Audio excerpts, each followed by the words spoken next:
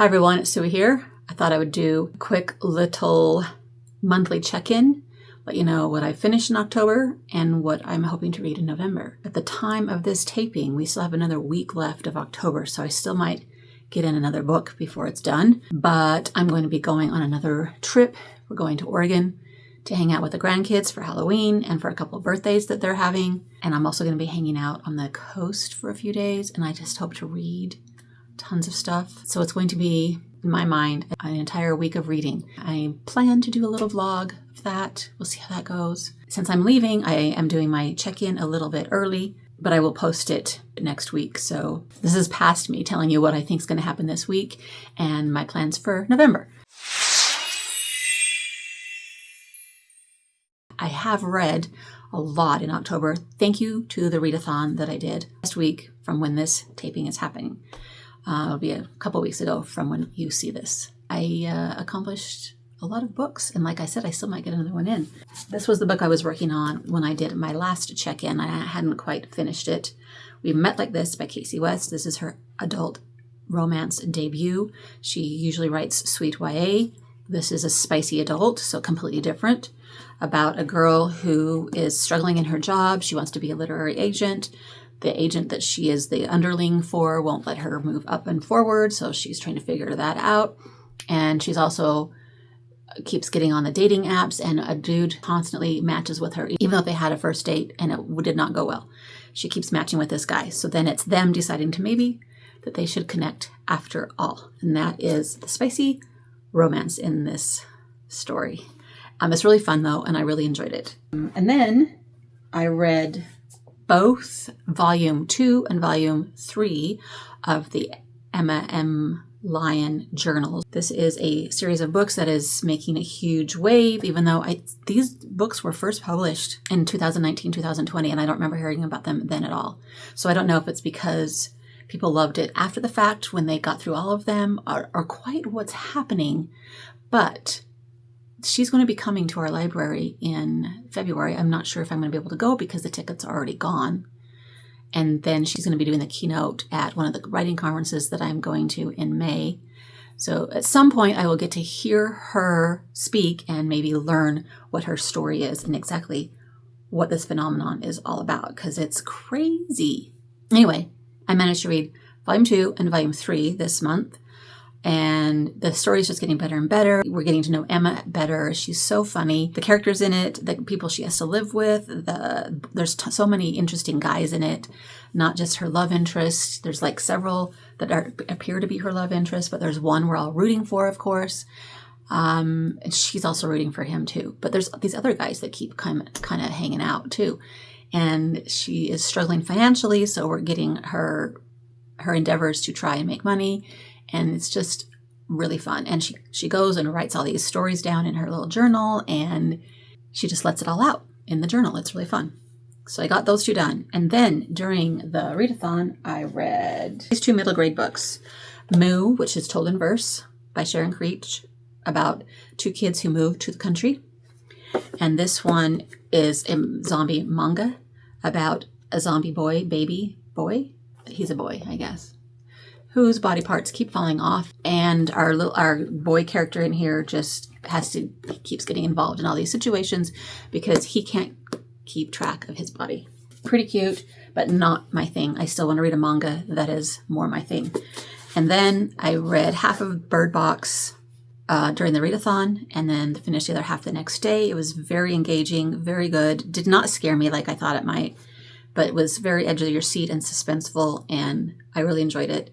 You can hear more about my thoughts in the little short review that I did. I'm glad to have finally read this one and realized that I can probably handle some stuff like this. Yeah. It wasn't too graphically gross, so that's what I don't really like. You know what I mean? Like blood and guts gross. Just more suspenseful horror, you know? All you people that love horror, maybe you have some good recommendations for me. I forgot to mention this one that I read for a book club, North Anchor Abbey by Jane Austen was our book club choice this month. It wasn't as gothic-y and spooky as I was hoping it would be, but it does have some fun vibes that are kind of along those lines. Definitely not my favorite Austen, but it's still a fun romance and some great characters and some snarkiness on Jane Austen's part. And I love the quote on the back that our boy Henry Tilney says, "The person, be it gentleman or lady, who has not pleasure in a good novel must be intolerably stupid." I thought that was awesome. Okay. 1, 2, 3, 4, 5, 6, 7 books so far. Yes. I think I got them all. Quick overview. Right now I've started this one. So it's kind of fat, so I don't know if I'll finish it this week, but I kind of want to concentrate on it this week before the trip. Strange the Dreamer by Laini Taylor. It's a fantasy. Our boy Strange, Laszlo Strange, is a librarian, and he's trying to research the mystery behind a disappearing city. And he needs to figure out what happened. It's driving him crazy. That's the premise that I have gathered so far in about 50 pages. And I've also started this one. I've actually started it on my Kindle, which I have ended up with a Kindle copy and a print copy somehow. So I think I'm going to concentrate on those two for the next week and maybe into the trip a little bit. Passion of Dulce by Julie Berry. This is about a girl who, I feel like she's sort of like a oh man, my mind just went blank. Oh my gosh, my mind went blank. Okay, but anyway, she's like this, sort of like a nun, but not. And it's her story of trying to run away from the people who are trying to kill her. Joan of Arc, that's what I was trying to think of. She reminds me kind of like Joan of Arc. Is it? And I don't know if that's who it's based after a little bit, but this is in Italy, medieval times, 1241. And all I know is Tori rates this 6 stars out of 5. So I need to figure out what the big deal is.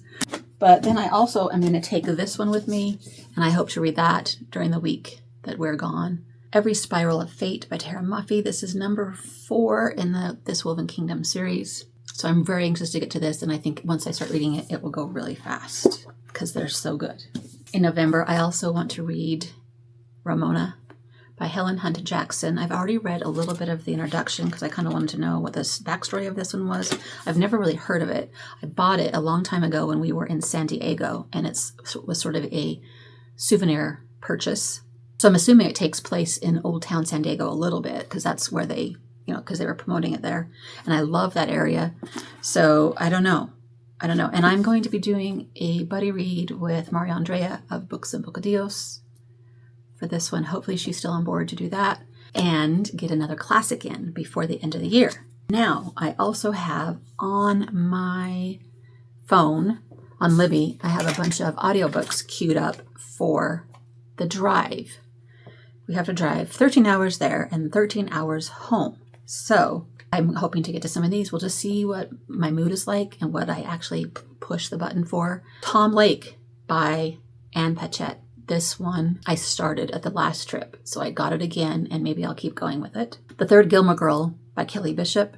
She's the grandma in the Gilmore Girls, and it's probably a short one, so I probably will do that one right off. And then I also have Go as a River by Shelley Reed, which is supposed to be a heart-wrenching, crazy, intense story. A Sea of Tranquility by Emily St. John Mandel, which I understand is a really great science fiction. I also grabbed 6 Crimson Cranes by Elizabeth Lim, which is Asian fantasy that I've heard a lot about that I really want to read. And then Aurora Rising by Amy Kaufman and Jay Kristoff. It's the first book in a series that I have number 3 for on my shelf. But Aurora Rising is the first one, science fiction, and I love Amy Kaufman and Jay Kristoff stuff, so those are all audiobooks that I've grabbed for the drive, and I know that I won't get to all of them, but I just wanted to have a lot of variety, you know what I mean? So we'll see which ones I end up doing, and then maybe some of those I'll save for another drive, another time, or maybe I'll even keep listening to them when I get home, because, I could do that if I wanted to. That's my little check-in for what I'm reading and what I hope to read in November and listen to. And that is a lot, and I'm excited about all of them. There's a couple others here that I talk about every single time. I know I won't get to them, but they are still here. They're still here waiting patiently for their turn. Oh, I want to get to them. I don't know why I can't just sit and read all day long. You know what I mean? Anyway, I hope you had a great month too, and I look forward to hearing everyone's wrap-ups for the month and all the things you guys have been reading. And like I said, look forward to a little cozy vlog of me sitting on the beach reading in a couple weeks. Hopefully that will happen, and I will manage to film some footage and can talk to you about what I actually end up reading while I'm gone. Until next time, happy reading. Bye.